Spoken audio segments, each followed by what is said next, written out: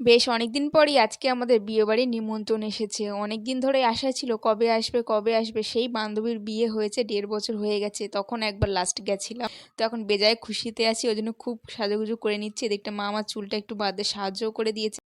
এখন বাজে 9টা 39। আমরা এখনো দাঁড়িয়ে আছি সবার জন্য, জানি না সবাই কখন আসবে। 12টার সময় যাবো আজকে।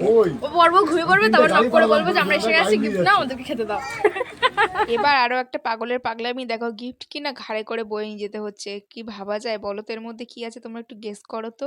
চলো একটু এবারে পেট পুজোও করা যাক, অনেকক্ষণ ধরে খিদে পাচ্ছিল। বিয়ে বাড়ি আসবে বলে সন্ধ্যা থেকে কিছুই খাইনি, সাজুগুজু করতে করতে আমাদের পুরো 9টা বেজে গেল। তো এখন ফুচকা খেলাম, পকোড়া খেলাম, চিকেন পকোড়া ছিল, বাঁধাকপির পকোড়া ছিল, তারপর ফুচকা একটু খেয়ে নিলাম।